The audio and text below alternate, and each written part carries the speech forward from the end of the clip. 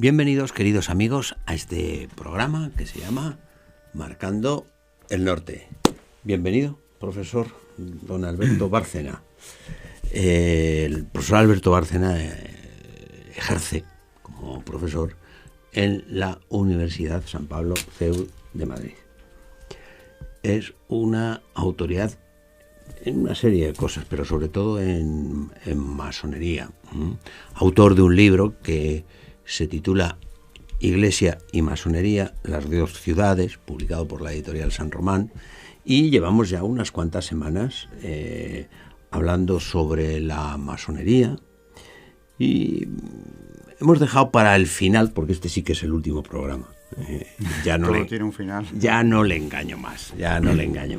Este sí que es hemos dejado, yo no sé si usted estará de acuerdo conmigo, que va a ser el tema, yo creo que es el tema desde un punto de vista social más importante, que es la relación entre la vida y la masonería.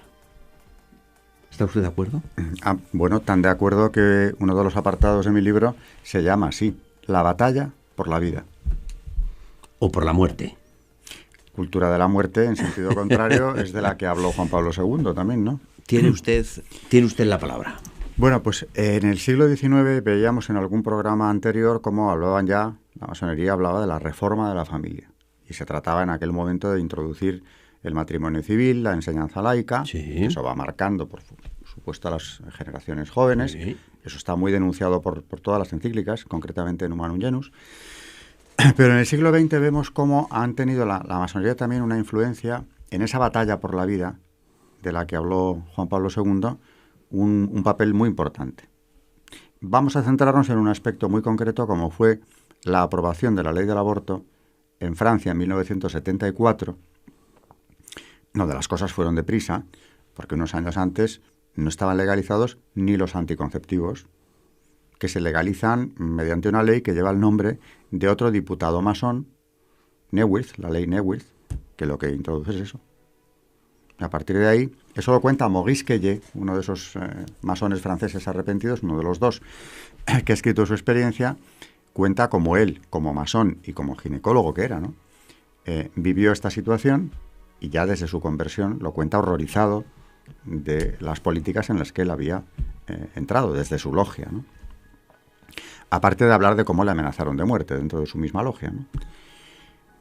Y dice que, claro, que cuando se legalizó la ley Neuwirth, que legalizaba los anticonceptivos, cuando se promulgó la ley, él ya estaba practicando esterilizaciones, y aplicando toda clase de sistemas anticonceptivos, a pesar de que la ley francesa de entonces a la esterilización la calificaba de automutilación y por tanto era absolutamente ilegal.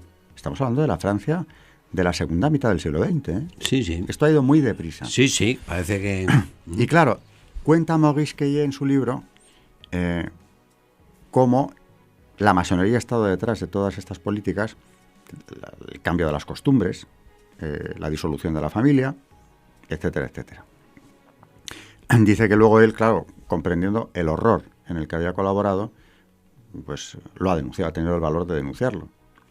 Pero claro, si avanzamos unos pocos años, no muchos, más, y llegamos al 74, que es el año de la legalización del aborto en Francia, nos encontramos con que la ministra Simone Veil, que es quien saca esa ley adelante, pues tiene entre sus asesores ni más ni menos que al gran maestro del Gran Oriente de Francia, que es otro médico, Pierre Simon, que sin pudor ninguno publica un libro poco después que encima tiene la desfachatez de titularlo La vida ante todo.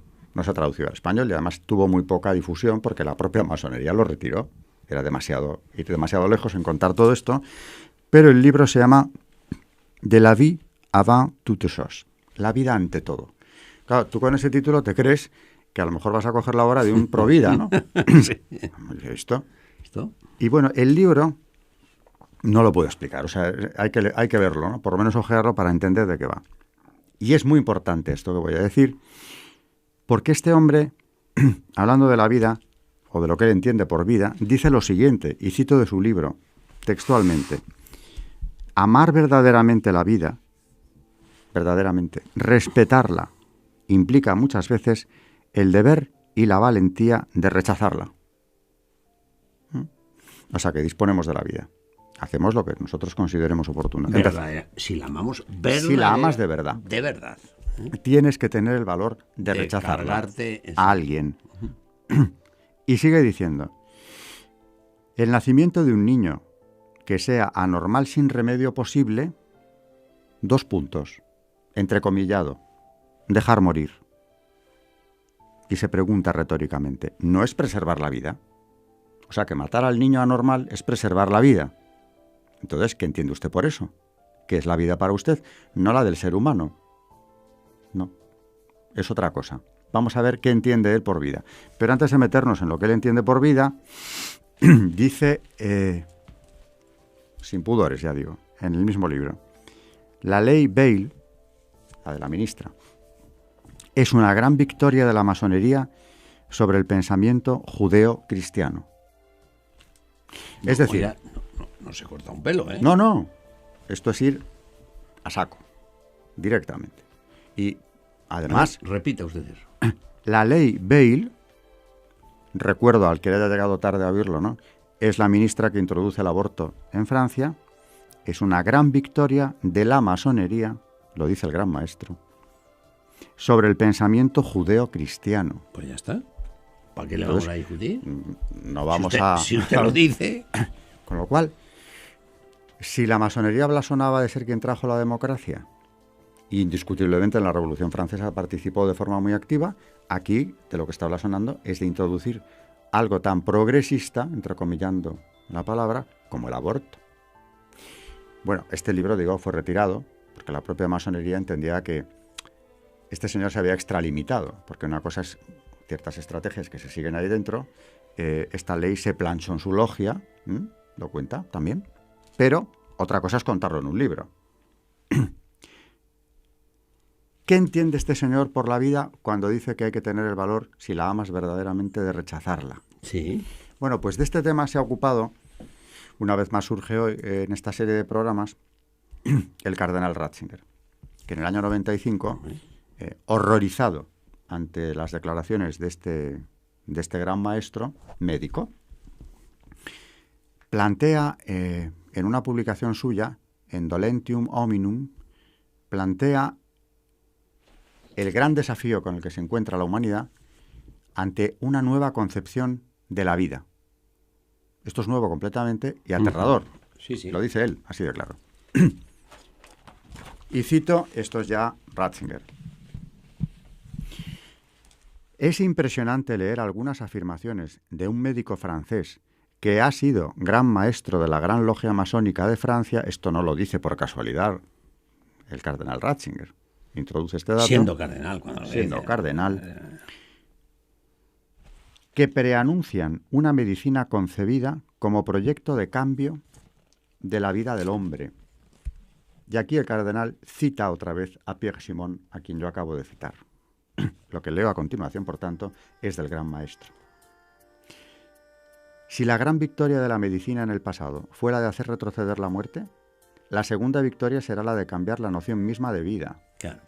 Esa es la gran victoria, la que viene ahora. Amar verdaderamente la vida. Suprimirla. Claro.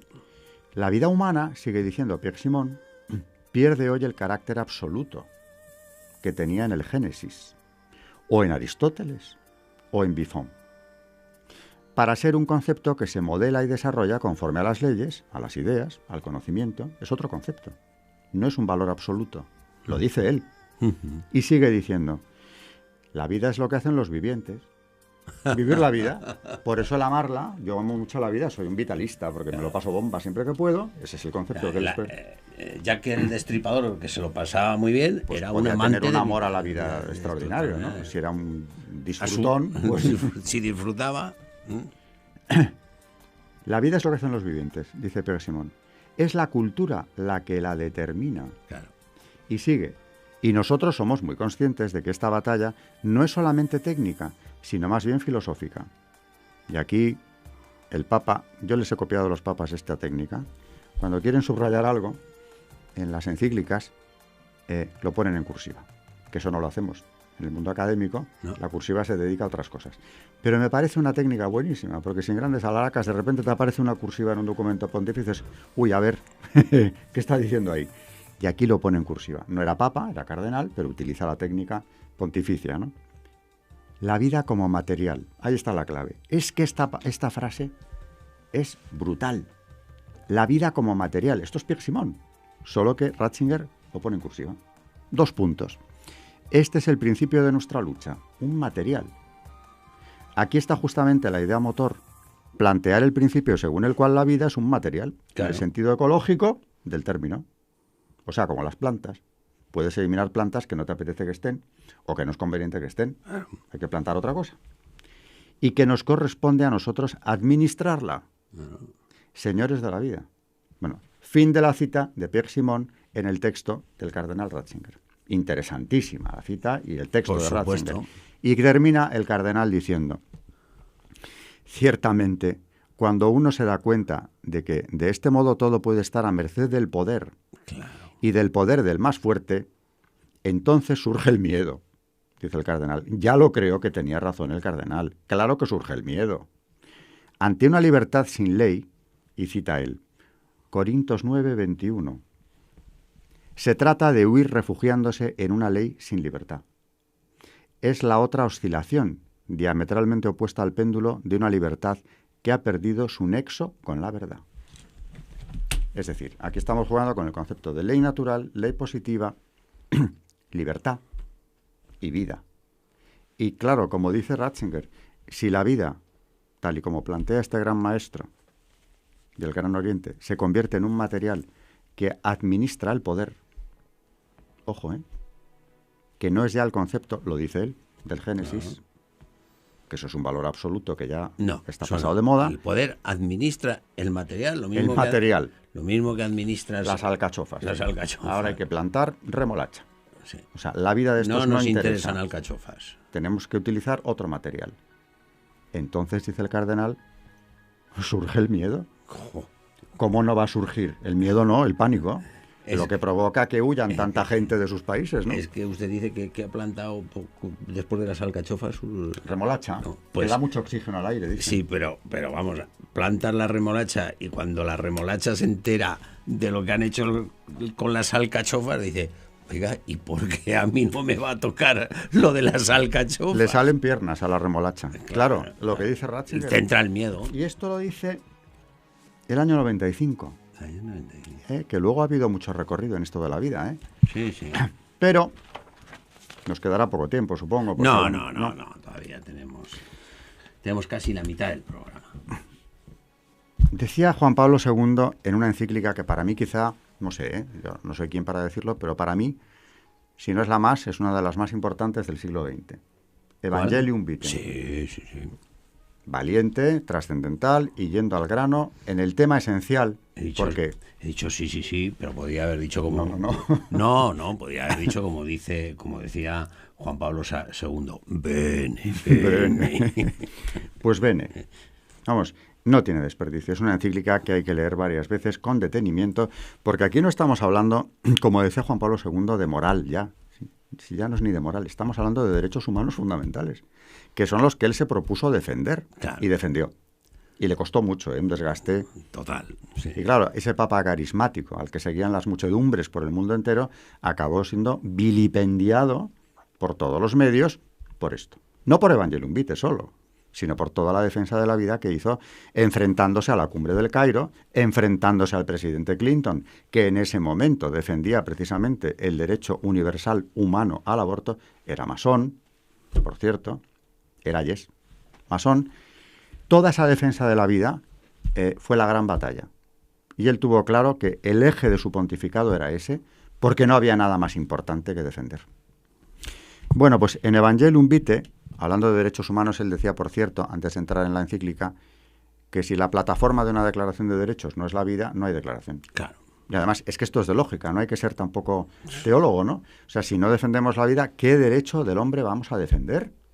Bueno, la vida como material, que decía Pierre Simon. Dice, vamos a ver el partido. Dice, no hay partido, no. ¿Qué vamos a ver? Vamos a votar, porque si usted no tiene derecho a vivir, sí, claro, ¿para qué votar? Usted ya veremos en qué condiciones, se le permite vivir. Muy o no. bueno esto, ¿eh? Esto es bárbaro. Sí, sí.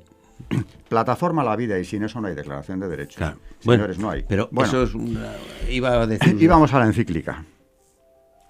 Y dice, hablando del aborto, porque ya, claro, yo les digo a mis alumnos, los de 20 años, ustedes han nacido ya con esta ley antigua, ya tenía años, ¿eh? Y claro, al ser humano le cuesta, y en Occidente especialmente quizá, disociar justicia de ley. La ley puede ser muy justa y totalmente ilegítima, pero ellos ya han nacido con eso. Y eso tiene una proyección didáctica, incluso la ley es didáctica. Te enseña, esto es ley. Bueno, pero Juan Pablo II, que convivió con esto, no le dolían prendas en decir las cosas, y dice lo siguiente: si es muy grave y preocupante el fenómeno de la eliminación de tantas vidas humanas inocentes, siempre recalcó eso, inocentes, o próximas a su ocaso, que es lo que viene ahora, no menos grave e inquietante es el hecho de que a la conciencia misma, casi oscurecida por condicionamientos tan grandes, le cueste cada vez más percibir la distinción entre el bien y el mal. Lógico. En lo referente al valor fundamental mismo de la vida humana. Es decir, si es grave la eliminación física de tantos seres humanos inocentes, no es menos grave el que la conciencia colectiva haya llegado hasta este grado de depravación, porque no se haya capaz de reconocer la verdad, que es lo que él dice aquí. Y sigue diciendo: pero nuestra atención requiere concentrarse en particular en otro género de atentados relativos a la vida naciente y terminal, que presentan caracteres nuevos respecto al pasado y suscitan problemas de gravedad singular. Esto lo pone en cursiva, además. Por el hecho de que tienden a perder el carácter de delitos y asumir paradójicamente el de derechos. O sea, lo que era delito hasta ahora mismo se convierte en un derecho. Y esto lo subraya en la encíclica de la vida diciendo, es que estamos yendo a la inversión del orden natural, hasta el punto de pretender con ello un verdadero propio reconocimiento legal por parte del Estado. Y se pregunta retóricamente el mismo Papa, ¿cómo ha podido llegarse a una situación semejante? ¿Cómo ha podido? Yo me lo pregunto todos los días. Claro, sí, no, es increíble. No. Pero claro, siguiendo el hilo conductor que hay aquí, en este libro, ¿no? La lucha de las dos ciudades, la acción masónica y otros compañeros de viaje, claro. Entonces, claro, pues así hemos llegado, por increíble que parezca, pero apuntando a la lucha de las dos ciudades, en esa misma encíclica nos da la clave el Papa. A ver. Porque dice, en la raíz de cada violencia contra el prójimo, hablaba del aborto, se cede a la lógica del maligno. La lógica del maligno, no hay otra explicación. Es decir, de aquel que era, entrecomillado, homicida desde el principio. Juan 8:44. Esto está en el Evangelio de San Juan. El homicida desde el principio está cediendo a la lógica de él, como lo recuerda el apóstol Juan. Pues este es el mensaje que habéis oído desde el principio, que nos amemos unos a otros, no como Caín, de quien viene la gnosis, que siendo del maligno, mató a su hermano. 1 Juan 3:11-12. La lógica de Satanás. Claro. Por más vueltas que se le dé, por más que... Bueno, y cuanto más se analiza el texto del gran maestro Pierre Simon, ya hablando de la vida como material que los gobiernos deben administrar, cuanto más profundizas en eso, y luego coges la verdad, porque esto es luminoso, o sea, esta encíclica está diciendo unas verdades como puños. Pero es que además esto ya no necesita un sustento teológico, esto es la razón. Esto, como decía Pierre Simon, ya no es el concepto del Génesis, ni de Aristóteles. Bueno, pues aquí es que quien está no es solamente el Génesis. Sí. Esto es de razón lo que está diciendo, no es nada extraordinario. Es cualquier ser humano que no se haya vuelto loco, si lo pensara un rato, ¿no? Sin condicionantes. Todo lo que estás deduciendo, llega un momento en que a base de matar pierde usted la conciencia de bien, todo vale. Es un derecho. Es un derecho. Y claro, vivir así entra miedo, como dice Ratzinger, da miedo. Da miedo. No, vamos, ya le voy a decir, una cosa le ha pasado a una persona que yo conozco que le tenía un cáncer de garganta y le habían operado de la garganta, no podía hablar, y esto me lo contó a mí después, que cuando salía de la anestesia, después de la operación, oye oye decir lo siguiente, así medio dormido, y le decía a su mujer: no se preocupen ustedes, que con lo que le vamos a poner no va a sentir nada. Y entonces dice que se revolvió, cogió un pizarrín y dice: atarme al médico ese que me quiere matar, ¿no? O sea que, claro, es que, dime usted, es que claro, dice, han eliminado ustedes el primero de los principios, lo han puesto en manos de unos matarifes. Aquí ya no nos podemos fiar de nadie. Claro. La vida como material. La vida como material. Es decir, disponemos de las vidas. Dice, claro, ahora yo soy remolacha, pero puedo ser alcachofa. O sea, eso no depende de ninguna instancia superior, ni de ti tampoco, claro. Ahora ya no quiero remolacha. Ya no conviene. Y como has visto lo que han hecho con las alcachofas, pues... Te toca. Te toca, ¿no? Claro, bueno, pues esta situación que se preguntaba San Juan Pablo II, ¿cómo ha podido llegarse? Es que esta pregunta... Pues por la lógica de Satanás. Y ya está. Y ahí se resume todo. Es bien sencillo, no nos volvamos locos. Lo que hay es esto. Bueno, yo creo que esto es un poco el resumen de todos estos programas, porque usted empezaba diciendo, y dice, bueno, ¿cómo empezó todo?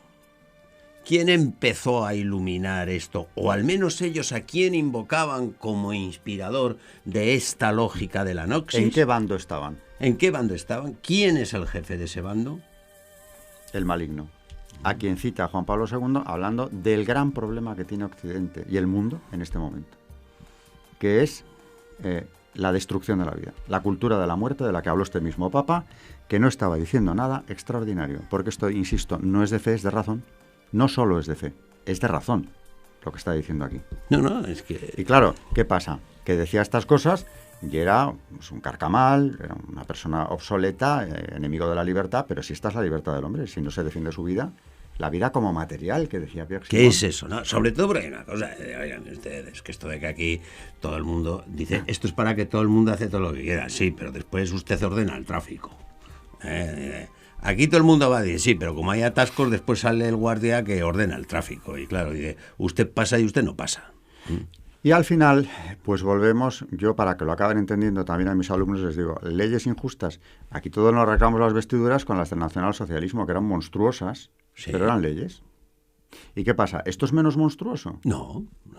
Ha provocado más víctimas las leyes abortistas después de la Segunda Guerra Mundial que las guerras nazis. Bueno, vamos a ver, ha habido años, porque el otro día mis propios alumnos que me traen estudios de estos, ha habido años de 43 millones de muertos. Años solo. O sea, el libro negro del comunismo son 100 millones. Eso en 2 años ya está hecho. Claro, dicen, bueno, es que... Y luego yo quiero insistir, por si alguien ha llegado tarde, ya no solamente es la destrucción de tantas vidas inocentes. Yo recuerdo a Juan Pablo II diciendo eso, no permitáis la muerte del inocente en Madrid, en su primer viaje. Sino que esto ha traído una degradación moral de la sociedad, donde además, claro, ¿cómo no vas a relativizar después de esto? Absolutamente todo. Cuando él dice, lo que era delito se ha convertido en derecho, paradójicamente, la sociedad no es capaz de percibir siquiera el mal en el que está inmersa. Está claro. Entonces, ese es el daño. ¿De dónde arranca todo esto? Hombre, es la lucha del bien y del mal. Tiene 2000 años, como decía el presidente masón de México, Portes Gil, en 1928, ¿no? La lucha se inició hace 2000 años. Como era, hay 2 ciudades. Una que piensa que la cruz de Cristo es una cruz. Las 2 ciudades, dice textualmente León XIII, uno de los 2 bandos, el humano linaje está dividido en 2 bandos diversos y adversos.